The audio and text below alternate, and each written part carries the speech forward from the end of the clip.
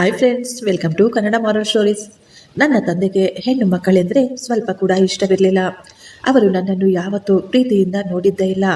ನನ್ನ ಮದುವೆ ಮಾಡುವಾಗ ಕೂಡ ಹುಡುಗನ ಮನೆಯವರ ಬಗ್ಗೆ ವಿಚಾರಿಸದೆ ಮದುವೆ ಮಾಡಿ ಕಳಿಸ್ಬಿಟ್ಟಿದ್ರು. ಗಂಡನ ಮನೆಯಲ್ಲಿ ಮಾವ ಮಾಡುತ್ತಿದ್ದ ಕೆಲಸ ನೋಡಿ ನನಗೆ ತುಂಬ ಗಾಬರಿ ಆಗ್ತಿತ್ತು. ಆ ರಾತ್ರಿ ಮಾವ ಆ ರೀತಿ ಮಾಡ್ತಾರೆ ಅಂತ ನಾನೆಂದೂ ಊಹಿಸೇ ಇರಲಿಲ್ಲ. ನನ್ನ ತಂದೆ ತಾಯಿಗೆ ನಾವು 5 ಜನ ಮಕ್ಕಳು. ಎಲ್ಲರಿಗಿಂತ ನಾನೇ ದೊಡ್ಡವಳು. ನನಗೆ 4 ಜನ ತಮ್ಮಂದಿರು. ನನಗೆ ಮದುವೆ ವಯಸ್ಸು ಬಂದರೂ ನನ್ನ ತಂದೆ ನನ್ನ ಮದುವೆಯ ಬಗ್ಗೆ ಏನೂ ಯೋಚಿಸ್ತಾ ಇರಲಿಲ್ಲ. ಆದರೆ ನನ್ನ ತಮ್ಮಂದರಿಗೆ ಮದುವೆ ಮಾಡಲು ಸಂಬಂಧಗಳನ್ನು ಹುಡುಕ್ತಾ ಇದ್ರು.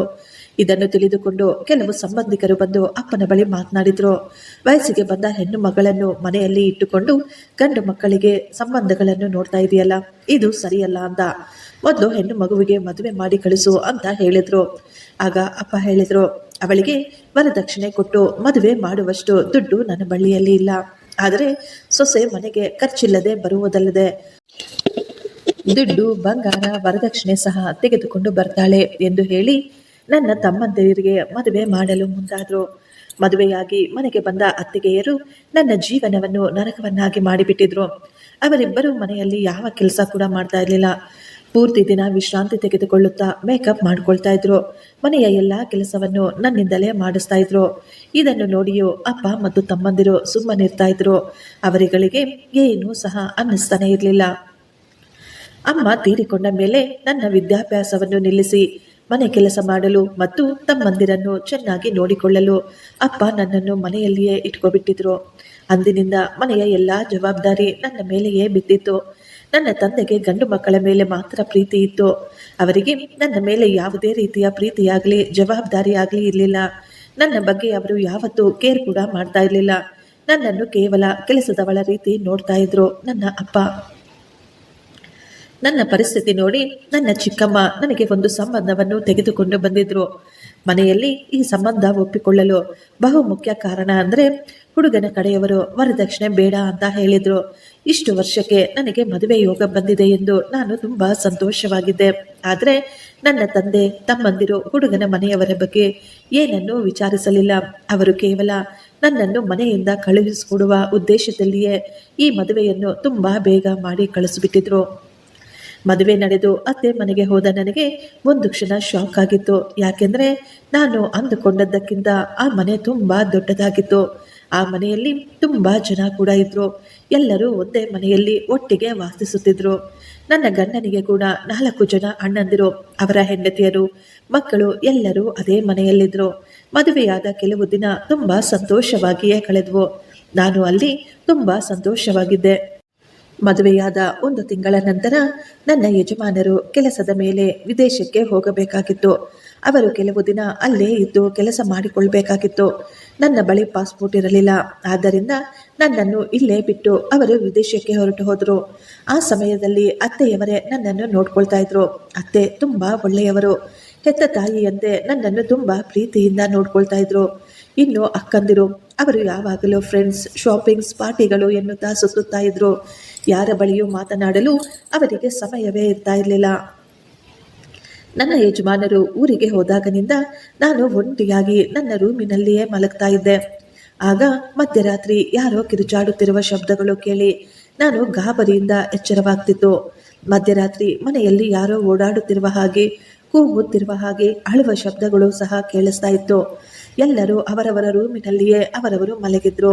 ಇಷ್ಟು ಅರ್ಧರಾತ್ರಿಯಲ್ಲಿ ಮನೆಯಲ್ಲಿ ಯಾರು ನಡೆದಾಡ್ತಾ ಇದ್ದಾರೆ ಅಂತ ನನಗೆ ತುಂಬ ಭಯವಾಗ್ತಿತ್ತು. ಅದೇ ರೀತಿ ಪ್ರತಿದಿನ ನಡೀತಾ ಇತ್ತು. ರಾತ್ರಿ ಸಮಯದಲ್ಲಿ ಈ ಮನೆಯಲ್ಲಿ ಏನೋ ನಡೀತಾ ಇದೆ ಎಂದು ನಾನು ಅತ್ತೆಯನ್ನು ಕೇಳಿದಾಗ ಮೊದಲು ಅವರು ಗಾಬರಿಪಟ್ಟು ಮಾತನ್ನು ಬದಲಾಯಿಸಿಬಿಟ್ಟಿದ್ರು. ಇದು ತುಂಬ ದೊಡ್ಡ ಮನೆ. ಮನೆಯಲ್ಲಿ ಎಷ್ಟೊಂದು ಜನ ಇರಬೇಕಾದ್ರೆ ಯಾರೋ ಒಬ್ಬರು ಎದ್ದು ಏನಾದರೂ ಕೆಲಸ ಮಾಡ್ಕೊಳ್ತಾ ಇರ್ತಾರೆ. ಮನೆಯಲ್ಲಿ ಮಕ್ಕಳು ಯಾರಾದರೂ ಅಳ್ತಾ ಇರಬಹುದೇನೋ, ನೀನೇನು ಟೆನ್ಷನ್ ಮಾಡ್ಕೋಬೇಡ ಅಂತ ಹೇಳಿದ್ರು. ಒಂದು ದಿನ ರಾತ್ರಿ ನಾನು ಎಲ್ಲ ಕೆಲಸ ಮುಗಿಸಿ ರೂಮಿನಲ್ಲಿ ಮಲಗಲು ಹೋಗುತ್ತಿರುವಾಗ ಯಾರೋ ಗಟ್ಟಿಯಾಗಿ ಕೂಗುತ್ತಾ ಒಡೆಯುತ್ತಿರುವ ಶಬ್ದಗಳು ಕೇಳಿಸ್ತಾ ಇದ್ವು. ಪ್ರತಿದಿನ ಇದೇ ರೀತಿ ನಡೀತಾ ಇತ್ತು. ಇಷ್ಟಕ್ಕೂ ಈ ಮನೆಯಲ್ಲಿ ಏನು ನಡೀತಾ ಇದೆ ತಿಳಿದುಕೊಳ್ಳಬೇಕು ಅಂತ ಒಂದು ದಿನ ನಾನು ಧೈರ್ಯ ಮಾಡಿ ನನ್ನ ರೂಮಿನಿಂದ ಹೊರಗೆ ಬಂದಿದ್ದೆ. ರೂಮಿನಿಂದ ಹೊರಗೆ ನಮ್ಮ ಮಾವನವರು ಫೋನಿನಲ್ಲಿ ಯಾರ ಜೊತೆಯೋ ಗಟ್ಟಿಯಾಗಿ ಮಾತನಾಡುತ್ತಾ ಕಿರುಚಾಡುತ್ತಾ ಹೋಗ್ತಾ ಇದ್ರು. ನನ್ನ ಮಾವನಿಗೆ ಸುಮಾರು 65 ವರ್ಷ ವಯಸ್ಸಿರುತ್ತೆ.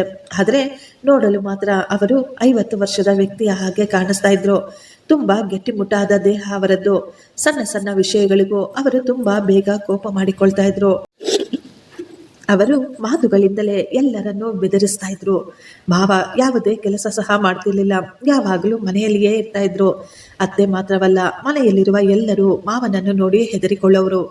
ಮಾವ ಯಾರ ಜೊತೆಗೂ ನೀಟಾಗಿ ಮಾತನಾಡ್ತಾ ಇರ್ಲಿಲ್ಲ. ಯಾರ ಮಾತು ಸಹ ಕೇಳ್ತಾ ಇರ್ಲಿಲ್ಲ. ನನಗೆ ಈಗ ಅರ್ಥವಾಗಿತ್ತು, ರಾತ್ರಿಯಲ್ಲಿ ಮಾವನವರೇ ಎದ್ದು ಓಡಾಡ್ತಾ ಇರೋದು ಅಂತ. ಇವರೇ ಪ್ರತಿದಿನ ಫೋನಿನಲ್ಲಿ ಜೋರಾಗಿ ಮಾತನಾಡುತ್ತಾ ಕೂಗುತ್ತಾ ಓಡಾಡ್ತಾ ಇರೋದು ಅನ್ಕೊಂಡೆ. ಕೆಲವೊಮ್ಮೆ ಮಾವ ಕೋಪದಿಂದ ಅತ್ತೆಯನ್ನು ಹೊಡಿತಾ ಇದ್ರು. ಆಕೆಯನ್ನು ಒಬ್ಬ ಮನುಷ್ಯನನ್ನಾಗಿ ಸಹ ನೋಡ್ತಾ ಇರಲಿಲ್ಲ. ಅವರು ಪ್ರತಿದಿನ ಅತ್ತೆಯನ್ನು ಯಾವುದೋ ಒಂದು ಮಾತಿಗೆ ಬೈತಾನೇ ಇದ್ರು. ನಾನೀಗ ಅವರ ಮಾತುಗಳನ್ನು ಕೇಳಿಸಿಕೊಳ್ಳಲು ಪ್ರಯತ್ನಿಸ್ತಾ ಇದ್ದೆ. ಇಷ್ಟಕ್ಕೂ ಮಾವ ಯಾವ ವಿಷಯದ ಮೇಲೆ ಗಲಾಟೆ ಮಾಡ್ತಾ ಇದ್ದಾರೆ ಅಂತ ನನಗೆ ಅರ್ಥವಾಗಿರ್ಲಿಲ್ಲ. ಮಾವ ಯಾಕೆ ಅತ್ತೆಯನ್ನು ಪ್ರತಿದಿನ ಹೊಡೆಯುತ್ತಾ ಬೈತಾ ಇರ್ತಾರೆ? ಅತ್ತೆ ಆ ರೀತಿ ಏನು ಮಾಡಿದ್ದಾರೆ? ಈ ಸತ್ಯ ತಿಳಿದುಕೊಳ್ಬೇಕು ಅಂತ ನಾನು ಪ್ರಯತ್ನ ಪಟ್ಟೆ. ಆಗಲೇ ನನಗೆ ಅರ್ಥವಾಗಿತ್ತು, ನನ್ನ ಯಜಮಾನರು ಊರಿಗೆ ಹೋದ ನಂತರ ಈ ಮನೆಯಲ್ಲಿ ಏನೋ ವಿಚಿತ್ರವಾದ ವಿಷಯಗಳು ನಡೆಯೋದಕ್ಕೆ ಶುರುವಾಗಿದ್ವು ಅಂತ. ನನ್ನ ಯಜಮಾನರು ಕೆಲಸದ ಮೇಲಿಂದ 2 ದಿನ ರಜೆ ತೆಗೆದುಕೊಂಡು ಮನೆಗೆ ಬಂದಿದ್ರು. ಅವರನ್ನು ನೋಡಿ ನಾನು ತುಂಬಾ ಸಂತೋಷಪಟ್ಟಿದ್ದೆ. ನನ್ನ ಗಂಡ ಮನೆಗೆ ಬಂದ ನಂತರ ಈಗ ಮಾವ ಅತ್ತೆಯನ್ನು ಹೊಡೆಯುವುದನ್ನು ಬೈಯುವುದನ್ನು ಸಹ ನಿಲ್ಲಿಸಿಬಿಟ್ಟಿದ್ರು. ಅವರ ಮುಂದೆ ಎಲ್ಲರೂ ನಾರ್ಮಲ್ ಆಗಿಯೇ ಬಿಹೇವ್ ಮಾಡ್ತಾ ಇದ್ರು. ನನ್ನ ಯಜಮಾನರ ಮುಂದೆ ಎಲ್ಲರೂ ಒಟ್ಟಿಗೆ ಕುಳಿತು ಡೈನಿಂಗ್ ಟೇಬಲ್ ಮೇಲೆಯೇ ಊಟ ಮಾಡೋರು. ಎಲ್ಲರೂ ಒಬ್ಬರ ಜೊತೆ ಒಬ್ಬರು ಎಷ್ಟೋ ಸಂತೋಷವಾಗಿ ಮಾತನಾಡಿಕೊಳ್ತಾ ಇದ್ರು. ಇದೆಲ್ಲವೂ ಕೇವಲ ನಮ್ಮ ಯಜಮಾನರು ಮನೆಯಲ್ಲಿರಬೇಕಾದ್ರೆ ಮಾತ್ರ ನಡೀತಾ ಇತ್ತು. ಅವರು ಮನೆಯಲ್ಲಿ ಇಲ್ಲದ ಸಮಯದಲ್ಲಿ ಎಲ್ಲರೂ ತುಂಬಾ ವಿಭಿನ್ನವಾಗಿ ನಮ್ಮ ಕೆಲಸ ನಮ್ಮದು ಅನ್ನುವ ರೀತಿ ನಡೆದುಕೊಳ್ತಾ ಇದ್ರು. ಈ ವ್ಯತ್ಯಾಸವನ್ನು ನಾನು ಗಮನಿಸಿದ್ದೆ. ಊರಿಗೆ ಹೋಗುವ ಮೊದಲು ನನ್ನ ಯಜಮಾನರ ಜೊತೆ ನಾನು ಹೋಟೆಲ್ಗೆ ಹೋಗಿದ್ದೆ. ಅಲ್ಲಿ ನಾವಿಬ್ಬರು ಊಟ ಮುಗಿಸಿ ಸ್ವಲ್ಪ ಸಮಯ ಮಾತನಾಡ್ತಾ ಇದ್ವು. ಆಗಲೇ ಮನೆಯಲ್ಲಿ ನಡೆಯುತ್ತಿರುವ ವಿಷಯಗಳನ್ನು ಅವರಿಗೆ ಹೇಳಿಬಿಡೋಣ ಅಂದುಕೊಂಡೆ. ಆದರೆ ಮದುವೆಯಾದ ನಂತರ ಮೊದಲನೆಯ ಬಾರಿಗೆ ನಾವು ಸಂತೋಷವಾಗಿ ಹೊರಗೆ ಬಂದಿದ್ವು. ಈ ಸಮಯದಲ್ಲಿ ಈ ವಿಷಯಗಳನ್ನು ಅವರಿಗೆ ಹೇಳಿ ಅವರ ಸಂತೋಷ ಹಾಳು ಮಾಡಲು ನನಗೆ ಸ್ವಲ್ಪ ಕೂಡ ಇಷ್ಟವಿರಲಿಲ್ಲ. ಆದರೆ ಮಾತಲ್ಲಿ ನಿಮ್ಮ ತಂದೆ ಯಾಕೆ ನಿಮ್ಮ ಅಮ್ಮನನ್ನು ಯಾವಾಗಲೂ ಹೊಡಿತಾರೆ ಅಂತ ಕೇಳಿಯೇ ಬಿಟ್ಟೆ. ಈ ಮಾತನ್ನು ಕೇಳಿ ಅವರು ನನ್ನನ್ನು ಆಶ್ಚರ್ಯವಾಗಿ ನೋಡಿ, ನಿನಗೆ ಯಾಕೆ ಆ ರೀತಿ ಅನ್ನಿಸ್ತು?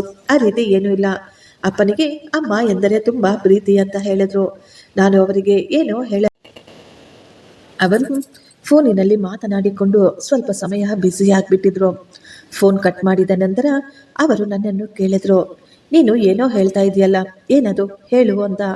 ಆ ಸಮಯದಲ್ಲಿ ನಾನು ಅವರ ಜೊತೆ ಏನೂ ಹೇಳಲಾರದೆ, ಇಲ್ಲ ಏನೂ ಇಲ್ಲ, ನಾನೇ ಏನಾದರೂ ಮಿಸ್ಟೇಕ್ ಮಾಡ್ಕೊಂಡಿರ್ತೀನಿ, ತುಂಬ ಲೇಟ್ ಆಗೋಯ್ತು, ನಾವು ಮನೆಗೆ ಹೋಗೋಣ ಅಂತ ಹೇಳಿದೆ. ಈಗ ನಾವಿಬ್ಬರು ಮನೆಗೆ ಬಂದುಬಿಟ್ಟಿದ್ವಿ. ಮಾರನೆಯ ದಿನ ನನ್ನ ಯಜಮಾನರು ಕೆಲಸದ ಮೇಲೆ ಮತ್ತೆ ವಿದೇಶಕ್ಕೆ ಹೊರಟು ಹೋಗಿದ್ರು. ಆ ದಿನ ನಾನು ಮಾರ್ಕೆಟ್ಗೆ ಹೋಗಿ ಮನೆಗೆ ಬರುವಷ್ಟರಲ್ಲಿ ನಮ್ಮ ಅತ್ತೆಯವರ ರೂಮಿನ ಬಾಗಿಲು ತೆಗೆದೇ ಇತ್ತು. ರೂಮಿನ ಒಳಗಿನಿಂದ ಕಿರುಚಾಟದ ಶಬ್ದಗಳು ಕೇಳಿಸ್ತಾ ಇದ್ವು. ನಾನು ಈಗ ಆ ರೂಮಿನ ಬಳಿ ಹೋಗಿ ನಿಂತ್ಕೊಂಡಿದ್ದೆ. ರೂಮಿನಲ್ಲಿ ಏನು ನಡೀತಾ ಇದೆ ಅಂತ ಸ್ವಲ್ಪ ಬಗ್ಗಿ ನೋಡಿದಾಗ ಒಂದು ಕ್ಷಣ ನಾನು ಗಾಬರಿಯಾಗ್ಬಿಟ್ಟೆ. ಮಾವ ಅತ್ತೆಯನ್ನು ಚೆನ್ನಾಗಿ ಹೊಡಿತಾ ಇದ್ರು. ಈಗ ಇನ್ನು ರಾತ್ರಿ ಕೂಡ ಆಗಿರಲಿಲ್ಲ. ಮಧ್ಯಾಹ್ನದಲ್ಲೇ ಮಾವ ಅತ್ತೆಯನ್ನು ಹೊಡಿತಾ ಇದ್ರು. ಮನೆಯಲ್ಲಿ ಎಲ್ಲರೂ ಇರಬೇಕಾದ್ರೇನೆ ಅವರು ತಮ್ಮ ಹೆಂಡತಿಯನ್ನು ಕೆಟ್ಟದಾಗಿ ನಡೆಸ್ಕೊಳ್ತಾ ಇದ್ರು. ಅತ್ತೆ ಹೇಳ್ತಾ ಇದ್ರು, ಸಾಕು, ಇನ್ನು ನಿಲ್ಲಿಸಿ, ಇನ್ನು ನನ್ನಿಂದ ಇದನ್ನೆಲ್ಲ ಸಹಿಸಿಕೊಳ್ಳಲು ಸಾಧ್ಯವಿಲ್ಲ, ನನ್ನನ್ನು ಬಿಟ್ಟು ಬಿಡಿ, ಇನ್ನು ಎಷ್ಟು ಸಮಯ ಅಂತ ಇದೇ ರೀತಿ ನಡ್ಕೊಳ್ತೀರಾ ಅಂತ ಹೇಳ್ತಾ ಇದ್ರು. ಆಗ ರೂಮಿನ ಒಳಗಡೆ ಕಂಡಂತಹ ದೃಶ್ಯ ನೋಡಿ ನಾನು ಒಂದು ಕ್ಷಣ ಶಾಕ್ ಆಗಿಬಿಟ್ಟಿದ್ದೆ. ರೂಮಿನಲ್ಲಿ ನಮ್ಮ ಮಾವ ಅತ್ತೆಯ ಕೂದಲನ್ನು ಹಿಡಿದುಕೊಂಡು ಆಕೆಯ ಕೂದಲನ್ನು ಕಟ್ ಮಾಡ್ತಾ ಇದ್ರು. ನಾನು ಅಂದುಕೊಳ್ತಾ ಇದ್ದೆ, ಮಾವ ಅತ್ತೆಯನ್ನು ಹೊಡಿತಾರೆ, ಅದಕ್ಕೆ ಅತ್ತೆ ಜೋರಾಗಿ ಕಿರ್ಚ್ಕೊಳ್ತಾ ಇದ್ದಾರೆ ಅಂತ. ಆದರೆ ನಾನು ಅಂದುಕೊಂಡದ್ದಕ್ಕಿಂತ ಅಲ್ಲಿ ಬಹಳ ಕ್ರೂರವಾಗಿ ನಡೀತಾ ಇತ್ತು. ಅವರು ಏತಕ್ಕಾಗಿ ಅತ್ತೆಯ ಕೂದಲನ್ನು ಹಿಡಿದು ಎಳೆಯುತ್ತಾ ಆಕೆಯ ಕೂದಲನ್ನು ಕತ್ತರಿಸ್ತಾ ಇದ್ರು ನನಗೆ ಅರ್ಥವಾಗಲಿಲ್ಲ. ಒಂದು ಹೆಣ್ಣಿಗೆ ಆಕೆಯ ಕೂದಲೇ ಸೌಂದರ್ಯ. ಹೆಣ್ಣಿನ ಕೂದಲ ಮೇಲೆ ಕೈ ಇಟ್ಟರೆ ಆಕೆಗೆ ಸ್ವಲ್ಪ ಕೂಡ ಇಷ್ಟವಾಗುವುದಿಲ್ಲ ತಾನೆ. ಮಾವ ಈಗ ಕತ್ತರಿಸಿದ ಕೂದಲನ್ನು ಹಿಡಿದುಕೊಂಡು ವಿಚಿತ್ರವಾಗಿ ರಾಕ್ಷಸನ ರೀತಿ ನಗ್ತಾ ಇದ್ದ. ಅದನ್ನೆಲ್ಲ ನೋಡಿ ನನ್ನಿಂದ ತಡೆಯಲಾಗದೆ ನಾನು ತಕ್ಷಣ ಒಳಗೆ ಹೊರಟೋದೆ. ನೀವು ಯಾಕೆ ಈ ರೀತಿ ಮಾಡ್ತಾ ಇದ್ದೀರಾ ಅಂತ ನಾನು ಮಾವನನ್ನು ಕೇಳಿಯೇ ಬಿಟ್ಟೆ. ನನ್ನನ್ನು ಅಲ್ಲಿ ನೋಡಿ ಮಾವ ಒಂದು ಕ್ಷಣ ಗಾಬರಿ ಪಟ್ಟಿದ್ರು. ನಂತರ ಅವರು ಹೇಳಿದ್ರು, ಸುಜಾತ, ನಿಮ್ಮ ಅತ್ತೆ ಮಾಡಿದ ತಪ್ಪಿಗೆ ಇದು ತುಂಬಾ ಚಿಕ್ಕ ಶಿಕ್ಷೆ. ಅವಳು ಮಾಡಿದ ಕೆಲಸಕ್ಕೆ ಅವಳನ್ನು ಈ ಮನೆಯಲ್ಲೇ ಓಡಿಸಬೇಕು ಎಂದು ಹೇಳುತ್ತಾ ಅವರು ರೂಮಿನಿಂದ ಹೊರಗಡೆ ಹೊರಟೋದ್ರು. ನಾನು ಅತ್ತೆಯನ್ನು ತಬ್ಬಿಕೊಂಡು ಆಕೆಯನ್ನು ಸಮಾಧಾನ ಮಾಡುತ್ತಾ, ಅತ್ತೆ, ಇದೆಲ್ಲ ಏನು ನಡೀತಾ ಇದೆ? ಮಾವ ಯಾಕೆ ನಿಮ್ಮ ಜೊತೆ ಈ ರೀತಿ ನಡೆದುಕೊಳ್ತಾ ಇದ್ದಾರೆ? ಅವರು ಯಾಕೆ ನಿಮ್ಮ ಕೂದಲನ್ನು ಕತ್ತರಿಸ್ತಾ ಇದ್ದಾರೆ ಎಂದು ಕೇಳಿದಾಗ ಅತ್ತೆ ಅಳ್ತಾ ಹೇಳಿದ್ರು, ಅವರು ಪ್ರತಿದಿನ ಇದೇ ರೀತಿ ನಡೆದುಕೊಳ್ತಾರೆ. ಮೊದಲು ನನ್ನನ್ನು ಚೆನ್ನಾಗಿ ಹೊಡಿತಾರೆ, ನಂತರ ನನ್ನ ಕೂದಲನ್ನು ಕತ್ತರಿಸ್ತಾರೆ. ಅವರು ತುಂಬಾ ಕೆಟ್ಟವರು, ಏನು ಮಾಡಲು ಹಿಂಜರಿಯೋದಿಲ್ಲ. ನಿನಗೆ ಈ ಮನೆಯ ಬಗ್ಗೆ ಇನ್ನೂ ಏನೂ ಗೊತ್ತಿಲ್ಲ, ಆದ್ದರಿಂದ ನೀನು ಇವೆಲ್ಲವೂ ನಿನಗೆ ಅರ್ಥವಾಗುವುದಿಲ್ಲ. ನಾನು ನಿರ್ದೋಷಿ, ನಾನು ಯಾವ ತಪ್ಪು ಮಾಡಿಲ್ಲ ಅಂತ ಹೇಳ್ತಾ ಇದ್ರು. ಇಷ್ಟಕ್ಕೂ ಏನಾಯಿತು? ಮಾವ ಯಾಕೆ ನಿಮ್ಮ ಜೊತೆ ಇಷ್ಟೊಂದು ಕೆಟ್ಟದಾಗಿ ನಡೆದುಕೊಳ್ತಾರೆ ಅಂತ ನಾನು ಅತ್ತೆಯನ್ನು ಕೇಳಿದೆ. ಈ ಮನೆಯಲ್ಲಿ ಇರುವವರು ಕೇವಲ ಅವರ ಬಗ್ಗೆ ಮಾತ್ರ ಅವರು ಯೋಚಿಸ್ತಾರೆ, ಬೇರೆಯವರ ಬಗ್ಗೆ ಯಾರೂ ಯೋಚಿಸೋದಿಲ್ಲ. ನೀನು ಇವರೆಲ್ಲರ ಜೊತೆ ತುಂಬಾ ಹುಷಾರಾಗಿರ್ಬೇಕು. ಮುಖ್ಯವಾಗಿ ನಿಮ್ಮ ಮಾವನ ವಿಷಯದಲ್ಲಿ ತುಂಬಾ ಎಚ್ಚರಿಕೆಯಿಂದ ಇರೋ. ಅವರು ತುಂಬಾ ಕೆಟ್ಟ ಮನುಷ್ಯ. ಇಲ್ಲಿ ನಡೆದ ಯಾವ ವಿಷಯವನ್ನು ನೀನು ನಿನ್ನ ಗಂಡನಿಗೆ ಹೇಳಬೇಡ. ಒಂದು ವೇಳೆ ನೀನೇನಾದರೂ ನಿನ್ನ ಗಂಡನಿಗೆ ಈ ವಿಷಯ ಹೇಳಿದೆ ಅಂತ ಅವರಿಗೇನಾದರೂ ಗೊತ್ತಾದರೆ ಅವರು ನಿನ್ನ ಪ್ರಾಣವನ್ನು ಕೂಡ ತೆಗೆದು ಬಿಡ್ತಾರೆ ಅಂತ ಹೇಳಿ ಅತ್ತೆ ನನ್ನನ್ನು ಬಲವಂತವಾಗಿ ಅವರ ರೂಮಿನಿಂದ ಹೊರಗೆ ಕಳುಹಿಸಿಬಿಟ್ಟಿದ್ರು. ನೀನು ಇನ್ನೊಮ್ಮೆ ಯಾವತ್ತೂ ನಮ್ಮ ಮಧ್ಯೆ ನಡೆಯುವ ಗಲಾಟೆಯಲ್ಲಿ ತಲೆ ಹಾಕಬೇಡ. ನಿನ್ನ ಅವಶ್ಯಕತೆ ನನಗಿಲ್ಲ ಅಂತ ಅತ್ತೆ ಹೇಳಿಬಿಟ್ಟಿದ್ರು. ಮಾವ ಅತ್ತೆಯ ಜೊತೆ ಸರಿಯಾದ ರೀತಿಯಲ್ಲಿ ನಡೆದುಕೊಳ್ತಾ ಇರಲಿಲ್ಲ. ಆಕೆಯ ಮೇಲೆ ನಡೆಯುತ್ತಿರುವ ದೌರ್ಜನ್ಯವನ್ನು ನನ್ನಿಂದ ಸಹಿಸಲು ಸಹ ಆಗ್ತಾ ಇರಲಿಲ್ಲ. ನಾನು ಸೈಲೆಂಟ್ ಆಗಿ ತಲೆ ಬಗ್ಗಿಸಿಕೊಂಡು ನನ್ನ ರೂಮಿನ ಕಡೆ ಹೋಗ್ತಾ ಇದ್ದೆ. ಆಗಲೇ ಮಾವ ನನ್ನನ್ನು ಕರೆದು ನನ್ನ ಹತ್ತಿರ ಈ ರೀತಿ ಹೇಳಿದ್ರು, ಸುಜಾತ, ಒಂದು ನಿಮಿಷ ನಿಂತ್ಕೋ. ನನ್ನ ಮಗನ ಹಾಗೆ ನೀನು ಕೂಡ ತುಂಬಾ ಬುದ್ಧಿವಂತ ಎಂದು ನನಗೆ ಚೆನ್ನಾಗಿ ಗೊತ್ತು. ಮಾವ, ನೀವು ಯಾಕೆ ಅತ್ತೆ ಜೊತೆ ಅಷ್ಟೊಂದು ಕ್ರೂರವಾಗಿ ನಡೆದುಕೊಳ್ತಾ ಇದ್ದೀರಾ ಎಂದು ನಾನು ಅವರನ್ನು ಧೈರ್ಯವಾಗಿ ಕೇಳಿಯೇ ಬಿಟ್ಟೆ.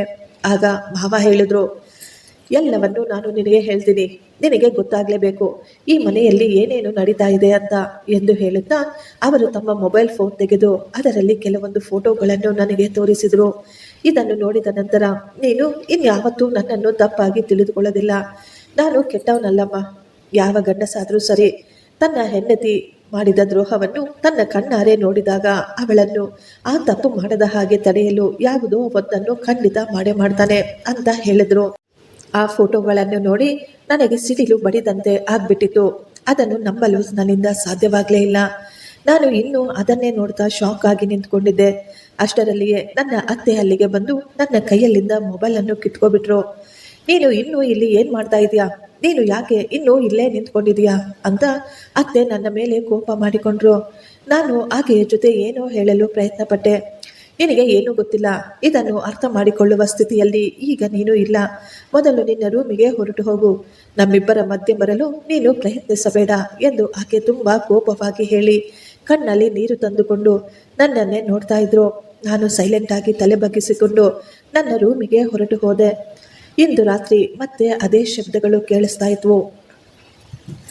ನನ್ನ ಗಂಡ ಊರಿನಿಂದ ಬಂದಾಗ ಮನೆಯ ಪರಿಸ್ಥಿತಿ ಮೊದಲಿನಂತೆ ನಾರ್ಮಲ್ ಆಗಿಬಿಡ್ತಿತ್ತು. ಅವರು ಮತ್ತೆ ಊರಿಗೆ ಹೋದ ನಂತರ ಮತ್ತೆ ಅದೇ ರೀತಿ ವಿಚಿತ್ರವಾದ ಮಾರ್ಪಾಟು ಬರ್ತಾ ಇತ್ತು. ನಾನು ನನ್ನ ಗಂಡನಿಗೆ ಈ ಎಲ್ಲ ವಿಷಯಗಳನ್ನು ಹೇಳಬೇಕೆಂದು ಪ್ರಯತ್ನಿಸಿದ್ರು. ಆದರೆ ಅತ್ತೆ ಮಾತ್ರ ಈ ವಿಷಯಗಳನ್ನು ಅವರಿಗೆ ಹೇಳಬೇಡ ಅಂತ ನನಗೆ ಎಚ್ಚರಿಸ್ತಾ ಇದ್ರು. ಒಂದು ವೇಳೆ ನಿನ್ನ ಗಂಡನಿಗೆ ಈ ವಿಷಯಗಳನ್ನು ಹೇಳಿದರೆ ನಿನಗೆ ಅದು ಒಳ್ಳೆಯದಲ್ಲ.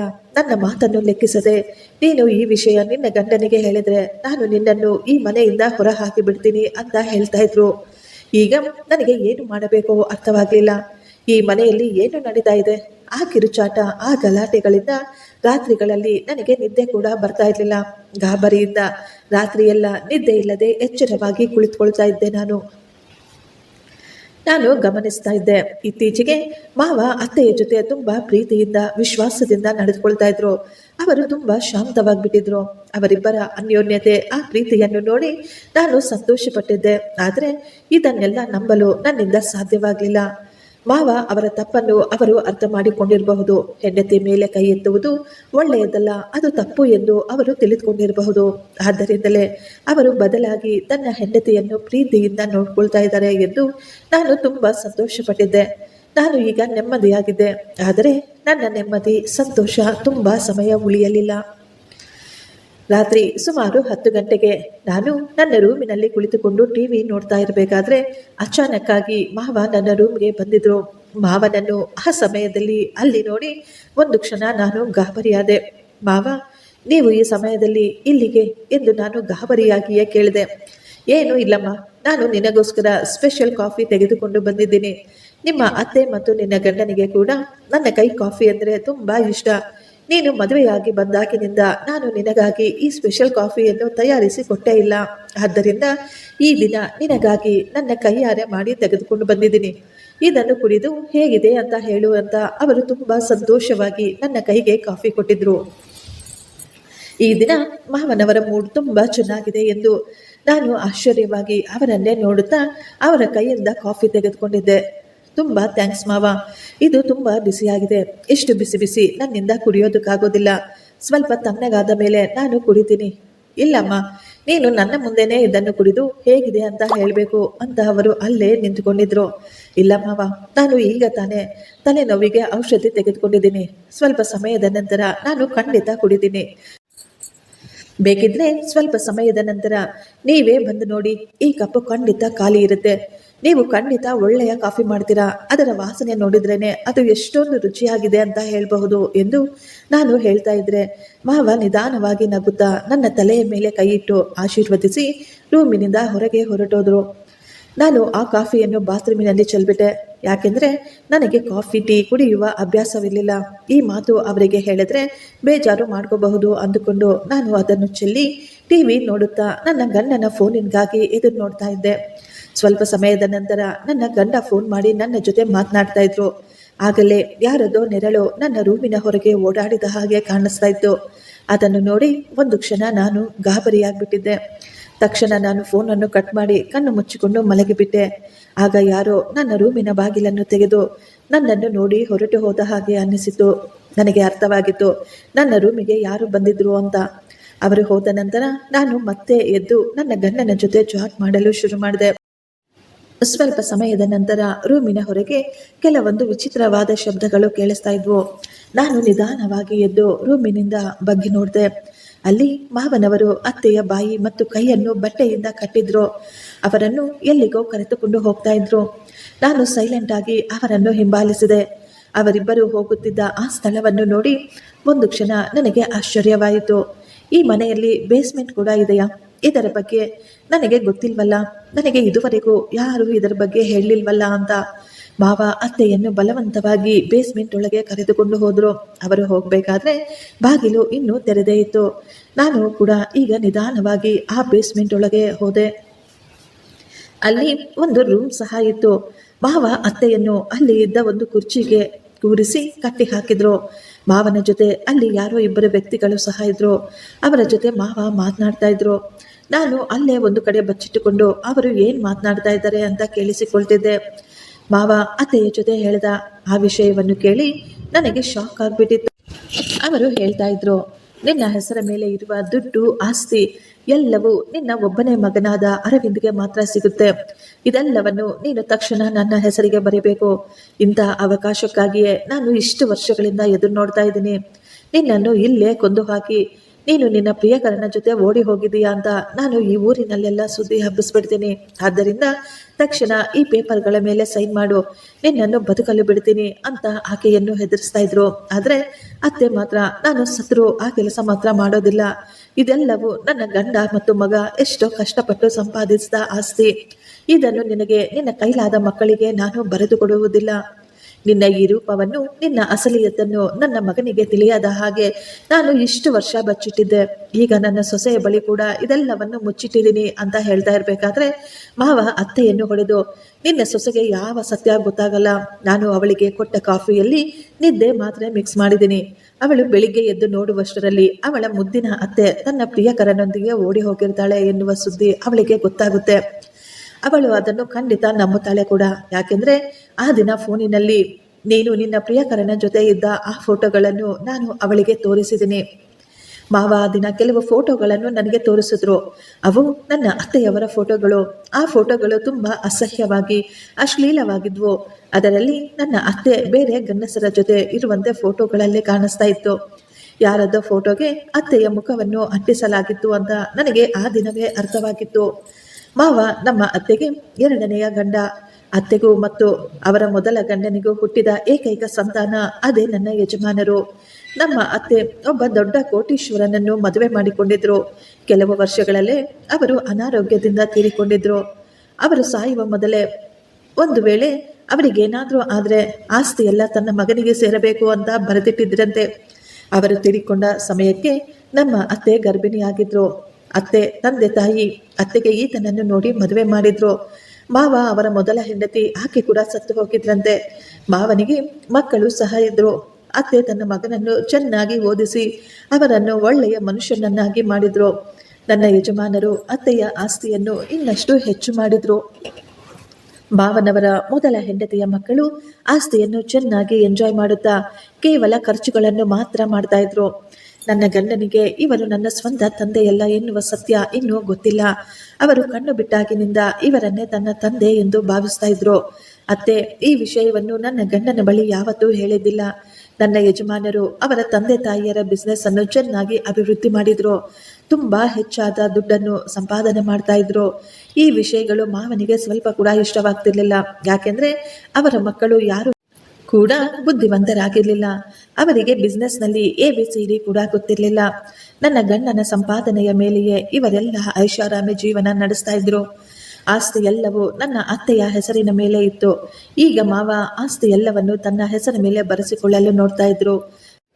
ಮಾವ ನನ್ನ ಗಂಡನ ಮುಂದೆ ತುಂಬಾ ಮರ್ಯಾದೆ ಇರುವವರ ಹಾಗೆ ದೊಡ್ಡ ಮನುಷ್ಯನ ರೀತಿ ನಡೆದುಕೊಳ್ತಾ ಇದ್ರು. ಯಾಕೆಂದ್ರೆ ಇವರು ನನ್ನ ಸ್ವಂತ ತಂದೆಯಲ್ಲ, ಮನೆಯಲ್ಲಿರುವವರು ನನ್ನ ರಕ್ತ ಸಂಬಂಧವಲ್ಲ ಎಂದು ಒಂದು ವೇಳೆ ಅರವಿಂದ್ಗೆ ಏನಾದರೂ ಗೊತ್ತಾದ್ರೆ ಅವರು ಸುಮ್ಮನೆ ಇರೋದಿಲ್ಲ. ತಕ್ಷಣ ಅವರನ್ನು ಮನೆಯಿಂದ ಓಡಿಸಿಬಿಡ್ತಾರೆ ಅಂತ. ಮಾವ ಅತ್ತೆಯ ಕೈಯಿಂದ ಆಸ್ತಿಯ ಪೇಪರ್ ಮೇಲೆ ಸೈನ್ ಮಾಡಿಸಿಕೊಂಡು ಆಕೆಯನ್ನು ಸಾಯಿಸಿ ಆಕೆ ತನ್ನ ಪ್ರಿಯಕರನ ಜೊತೆ ಓಡಿ ಹೋಗಿದ್ದಾಳೆ ಎಂದು ಹೇಳಬೇಕು ಅಂದ್ಕೊಂಡಿದ್ರು. ಇನ್ನು ಇಬ್ಬರು ವ್ಯಕ್ತಿಗಳು ಯಾರೆಂದು ನಾನು ಅವರನ್ನು ಗಮನಿಸಿದೆ. ಅವರು ಬೇರೆ ಯಾರೂ ಅಲ್ಲ, ಅವರು ನಮ್ಮ ಭಾವನವರೇ ಆಗಿದ್ರು. ಇಷ್ಟು ದಿನ ಮಾವ ಮಾಡುತ್ತಿದ್ದ ಎಲ್ಲ ನೀಚ ಕೆಲಸವನ್ನು ಅತ್ತೆ ತುಂಬಾ ಶಾಂತವಾಗಿ ಎಲ್ಲವನ್ನು ಸಹಿಸಿಕೊಂಡಿದ್ರು. ಆದರೆ ತನ್ನ ಮಗನ ಹಕ್ಕನ್ನು ಬೇರೆಯವರು ಕಸಿದುಕೊಳ್ಳಲು ಆಕೆ ಯಾವತ್ತೂ ಒಪ್ಪಿಕೊಳ್ಳಲಿಲ್ಲ. ಇದನ್ನೆಲ್ಲ ನೋಡಲು ನನ್ನಿಂದ ಸಾಧ್ಯವಾಗಲಿಲ್ಲ. ನನ್ನ ಮನಸ್ಸಿಗೆ ಮೊದಲೇ ಈ ರೀತಿ ಅನ್ನಿಸ್ತಾ ಇತ್ತು, ಯಾರು ಇಷ್ಟು ಬೇಗ ಇಷ್ಟೊಂದು ಬದಲಾಗಲು ಹೇಗೆ ಸಾಧ್ಯ ಅಂತ. ಆದ್ದರಿಂದಲೇ ನಾನು ಮನೆಯಲ್ಲಿ ನಡೆಯುತ್ತಿದ್ದ ಪ್ರತಿಯೊಂದು ವಿಷಯವನ್ನು ಪ್ರತಿದಿನ ನನ್ನ ಗಂಡನಿಗೆ ಮೆಸೇಜ್ ಮಾಡಿ ತಿಳಿಸಿಬಿಟ್ಟಿದ್ದೆ. ಅವರು ನನ್ನ ಮೆಸೇಜನ್ನು ನೋಡಿ ನನ್ನ ಗೆಳೆಯನನ್ನು ಕಳಿಸ್ಕೊಡ್ತೀನಿ, ನೀನು ಅವನ ಸಹಾಯವನ್ನು ತಗೋ, ನಾನು ತಕ್ಷಣ ಮನೆಗೆ ವಾಪಸ್ ಬರ್ತೀನಿ. ಆದರೆ ನೀನು ಹೇಳಿದ ಮಾತು ಸತ್ಯವಾದರೆ ಅಪ್ಪ ಸಮೇತ ಅವರೆಲ್ಲರನ್ನು ಮನೆಯಿಂದ ಓಡಿಸ್ಬಿಡ್ತೀನಿ. ಅದೇ ಒಂದು ವೇಳೆ ನಿನ್ನ ಮಾತು ಸುಳ್ಳಾದರೆ ನಿನ್ನನ್ನು ನನ್ನ ಜೀವನದಿಂದ ನನ್ನ ಮನೆಯಿಂದ ಶಾಶ್ವತವಾಗಿ ಹೊರಗೆ ಕಳಿಸ್ಬಿಡ್ತೀನಿ ಅಂತ ಎಚ್ಚರಿಸಿದ್ರು. ನಾನು ಅವರ ಎಲ್ಲ ಷರತ್ತುಗಳಿಗೆ ಒಪ್ಪಿಕೊಂಡಿದ್ದೆ. ನಾನೀಗ ನಿಧಾನವಾಗಿ ಬೇಸ್ಮೆಂಟ್ನಿಂದ ಯಾರಿಗೂ ಗೊತ್ತಾಗದೆ ಹೊರಗೆ ಬಂದುಬಿಟ್ಟೆ. ನನ್ನ ಯಜಮಾನರ ಗೆಳೆಯ ಅವರು ಪೊಲೀಸ್ ಆಫೀಸರ್ ಆಗಿದ್ರು. ಅವರು ನಮ್ಮ ಮನೆಯ ಬಳಿ ಬಂದು ನನಗಾಗಿ ಕಾಯ್ತಾ ಇದ್ರು. ನಾನು ಅವರನ್ನು ನೋಡಿ ನಡೆದ ಎಲ್ಲವನ್ನು ಅವರಿಗೆ ಹೇಳಿಬಿಟ್ಟೆ. ನೀವು ತಕ್ಷಣ ನನ್ನ ಜೊತೆ ಬೇಸ್ಮೆಂಟ್ಗೆ ಬನ್ನಿ, ಎಲ್ಲರೂ ಅಲ್ಲೇ ಇದ್ದಾರೆ ಅಂತ ಹೇಳಿ ಅವರನ್ನು ಬೇಸ್ಮೆಂಟ್ ಒಳಗೆ ಕರೆದುಕೊಂಡು ಹೋದೆ. ಅಲ್ಲಿ ನಡೆಯುತ್ತಿದ್ದ ಎಲ್ಲವನ್ನು ಅವರು ತಮ್ಮ ಕಣ್ಣಾರೆ ನೋಡಿದ್ರು. ಮಾವ ಮತ್ತು ಅವರ ಮಕ್ಕಳು ಅತ್ತೆಯನ್ನು ಹೊಡೆಯುತ್ತಾ ಆಸ್ತಿಯ ಪತ್ರಗಳ ಮೇಲೆ ಸೈನ್ ಮಾಡಿಸಿಕೊಳ್ಳಲು ಪ್ರಯತ್ನಿಸ್ತಾ ಇದ್ರು. ಈಗ ಪೊಲೀಸ್ನವರು ಮಾವ ಮತ್ತು ಅವರ ಮಕ್ಕಳನ್ನು ಅರೆಸ್ಟ್ ಮಾಡಿ ಪೊಲೀಸ್ ಸ್ಟೇಷನ್ಗೆ ಕರೆದುಕೊಂಡು ಹೋಗ್ತಾರೆ.